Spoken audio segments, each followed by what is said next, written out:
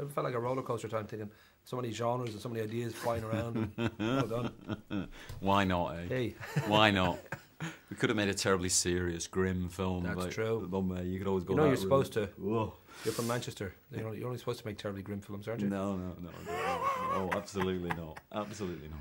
I should say, I know that you yourself felt it. You said about 2 months before all this sort of fuss of so many awards are coming in, the National Board of Reviews and the LA Film Critics have just recently given it awards. You've got, I think, 8 wins so far. That there was a time when you felt this film was dead in the water, that there was a sense of, is anybody going to pay attention to us? And suddenly, kind of rags to riches story that's on screens that happens to the film. Certainly, in terms of America, yeah, we were, because we lost our distributor there.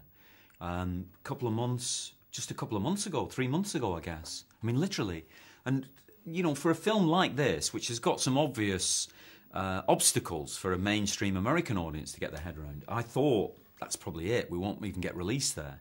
You know, I mean, I wasn't despondent because I sort of learned by being in India to always, you've got to accept fate sometimes. If that's the fate of the film, you accept it, because actually there's something corresponding to that, which is that it'll work in Europe. I thought it'll work in Europe because, you know, we're closer to India. We've got a more visible Indian population, certainly in Britain.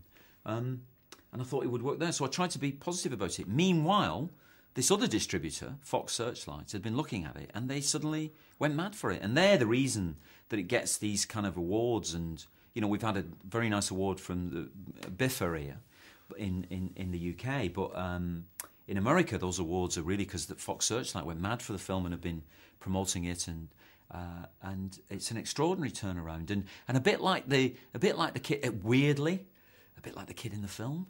You look hopeless, and actually you're not. You know, you're going to get there somehow. You'll get there if you have the right approach and the right. You know, if what you dream of is right, then you'll get there in some way. You know.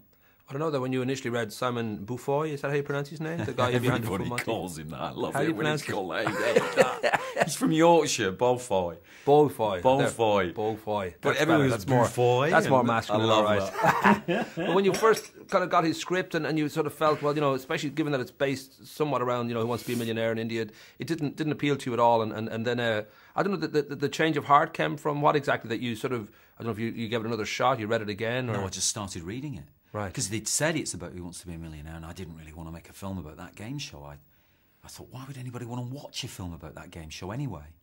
And then I saw his name on it, and he'd written the film onto it, and I thought, I should read a bit of this at least, because he's obviously a very, very good writer. And 10 pages in, I was just new.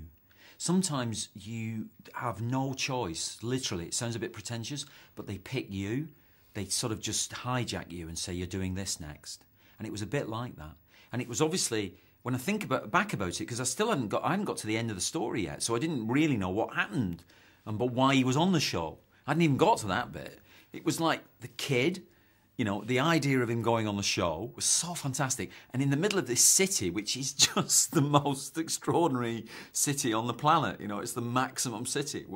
And in a way, all movies should be set there, you know, because it could absorb all movies, you know. There's so much going on there. So it must have been that got me, I guess. Well, I suppose the idea that you've got an 18-year-old orphan kind of street boy in a way who ends up on Who Wants to Be a Millionaire, and almost Kaiser Soze-esque, he suddenly comes up with every answer because he can flash back to a little moment in his extraordinary life that give him these answers that bizarrely they're all kind of connected in some way to this life that he's led. And I don't know whether when it came to the idea of shooting it, that there's so many different things going on. Like at times it's like Dickensian, there's Capra, there's Bollywood, there's fairy tale, there's a love story. I mean, was this all you felt? Well, this will all just sort of this will flow. I can get away with all these different elements because there's such an energy and such a life about this. Or was it in the editing room that you realised what you'd got? Because it just seems such an amazing trick to pull off. There's so many things going on but they all work. It is a mixture of styles, but you didn't really think what our dedication, apart from the narrative, which obviously you obey the narrative and try to deliver it as vividly as possible. Our other discipline was to try and capture the city, and the city is a mixture of all those styles. Everything's there, like you described. You can't believe it, and they're all right next door to each other, you know. And it's very florid and vivid, and you have to include that. And it's coincidental beyond belief. You know, the idea of coincidence is just something that they embrace. It's wonderful. Of course that would happen. You know, of course you would find a kid in London to play the part in Bombay, because that's a coincidence that he's in your hometown. You know, and that he comes to Bombay and he's able to play the character better than anybody that we could find there. You know, that's just and they embrace all that kind of coincidence, and it leads to this. It leads to this accumulative style, I think, which is that you've got to move from terrible scenes of poverty and cruelty, and then at the end of the film you've got a dance sequence, and people say, how did you get from one thing to the other? Well, you don't get from one thing to the other, they just are. If you want to say the city, you've got to represent all those things. If you didn't have the dance at the end, you wouldn't have fully captured the city, and if you didn't have the scenes of cruelty at the beginning, you also wouldn't have captured the city, you know?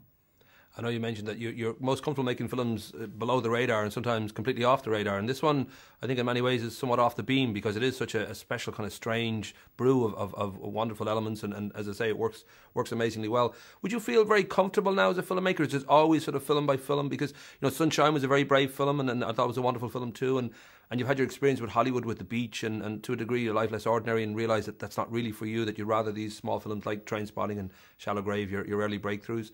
Is it easy to feel comfortable now as a filmmaker, or do you feel it's always, each film is a kind of a proving yourself and proving to yourself that you can do this? You should try to have that every time. You should start from scratch every time. You know, it's really important to do that. And it's one of the reasons I try to do things that feel kind of superficially anyway different from each other, because that drives me on, because I think I want to start by thinking I know nothing. I really don't know how to do this. I don't want to start thinking, I know how to do this, we do it like this, because it's boring, that. You know, you're not going to learn anything really by doing that.